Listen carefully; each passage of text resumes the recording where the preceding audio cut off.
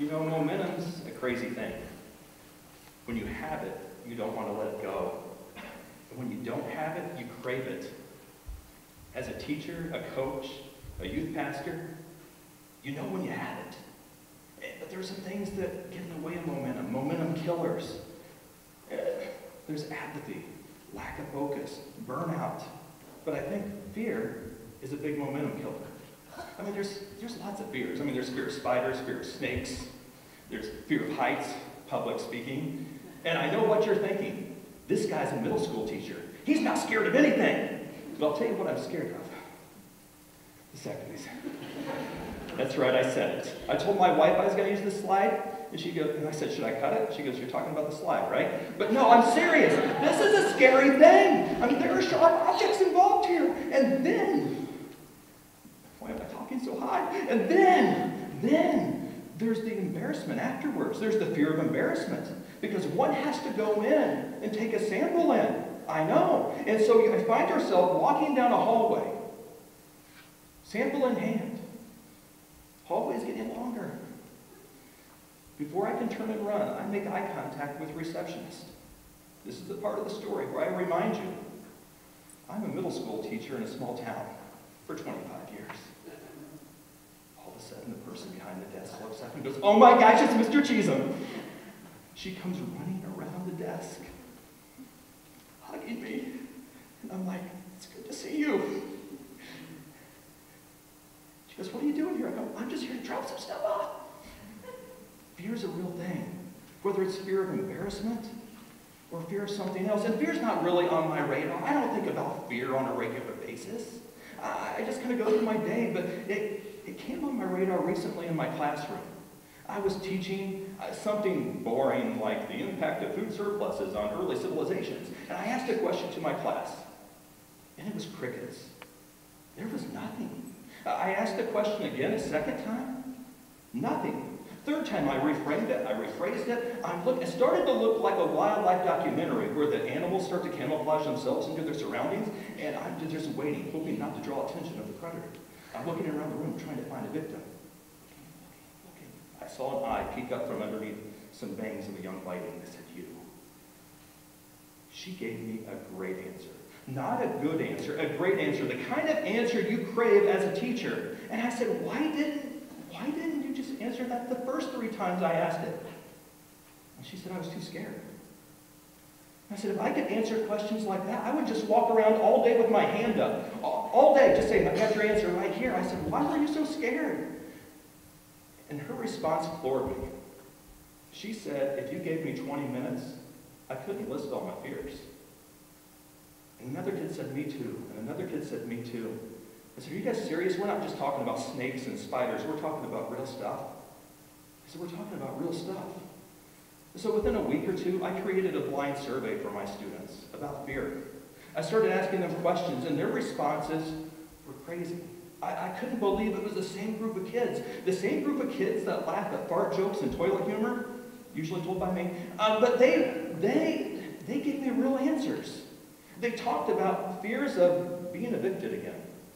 Fears that their mom has cancer and they don't know if she's going to make it. Fear that if their friends find out who they really are, they're going to leave them. Fears that they can't live up to their parents' expectations.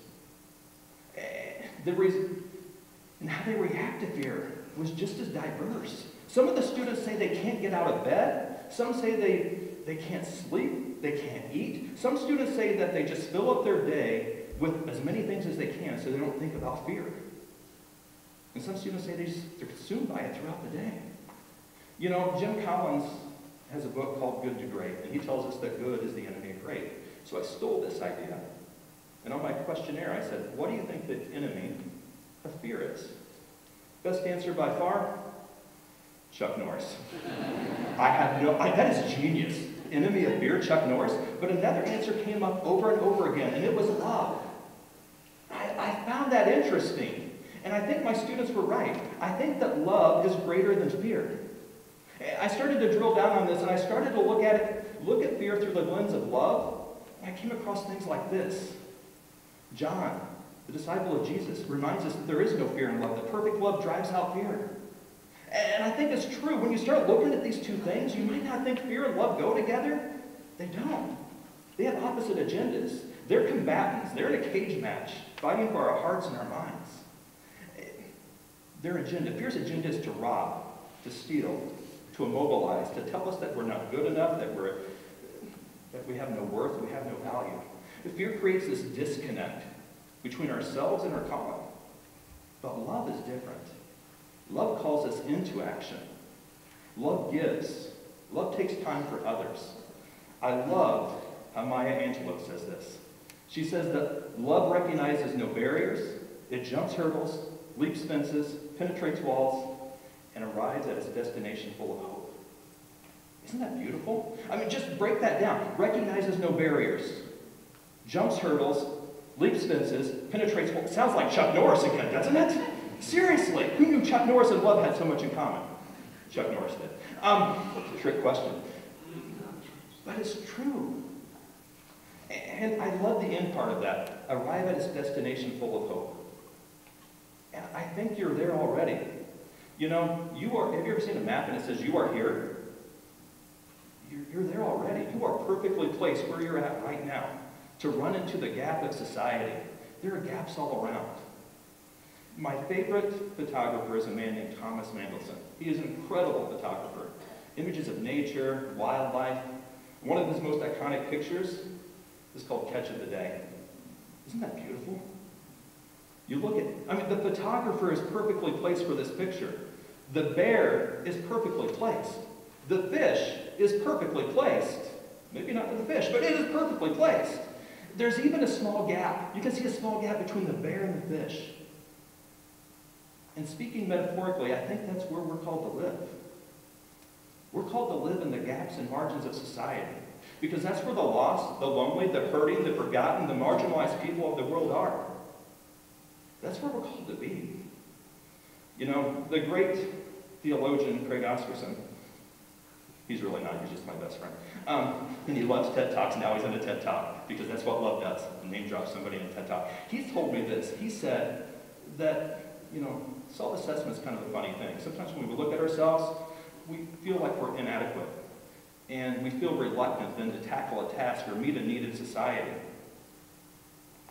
We don't want to jump in that gap. Fear keeps us from running there. But love is different.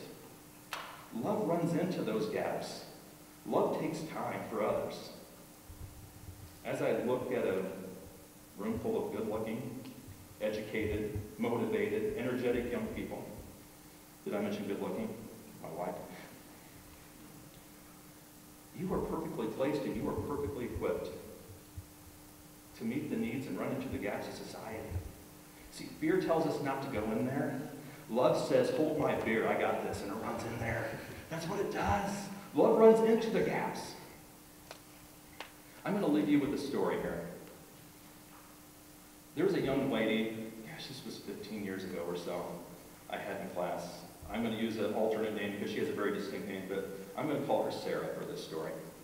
Sarah was an angry, jaded, just standoffish young lady.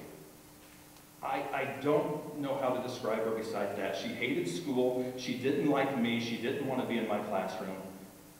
And she was just tough. And every day she would walk by. And when that happens, and I see that happen in my life, and I see kids like that, I find myself sitting in their desk praying for them. And I'm wondering, what makes them that way?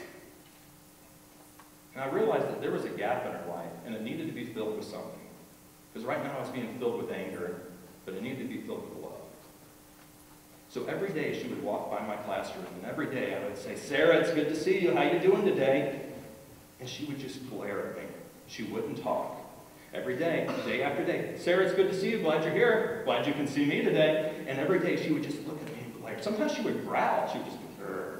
And she'd just growl at me. Over and over again. This went on for days, weeks, months. Finally, she spoke about Thanksgiving time. I said, Sarah, it's good to see you today. How are you today? She goes, I'm fine. Okay, I'm fine. I said, oh, it's going to be better. You have my class next. You're going to be great. It's going to be great. Every day this went on. And then something happened after Christmas break sometime. I don't know what it was. It's after lunch. Maybe they serve crack or something for lunch. I have no idea. But after lunch, she came walking down the hall. I was engaged with another student. And she was walking by, and she realized, I think in her mind, she realized I wasn't going to greet her that day because I was talking to somebody else. And all of a sudden, I hear somebody say, "Hi, Mr. Chezem, how are you?" "I'm doing great. It's good to see you." It was Sarah. And I said, "I am doing great. It is good to see you. My day just got a lot better." And then it became our thing. She started to smile. She started to high five. We even came up with an awkward handshake because I'm bad at that. Really bad. And then at the last day of school, she walked up to me in an awkward way, and she just walked up with her head down, making no eye contact. She goes, "Here." She gave me a letter. And the letter reads, "Mr. Chezem, thank you for making this a special year. You probably don't know this, but my parents went through a nasty divorce this year. I spent most of my year in my room. I know it started as a joke, but you were the only one to ask me how I was doing. It meant a lot. I'll stop by and see you next year. Sarah." You see, love runs into the gap. Whether it's a group of young people here on campus who shave their heads and raise money for cancer research, or whether it's a singing group here on campus that decides it's going to raise money and do a concert and raise money for a women's shelter, or whether it's just somebody who takes time with a friend and have a cup of coffee that's going through a tough time. It can just be as simple as, "How are you doing?" Because I know there's two things that to be feared. One is Chuck Norris, the other is love. Stand in the gap and choose love. Thank you.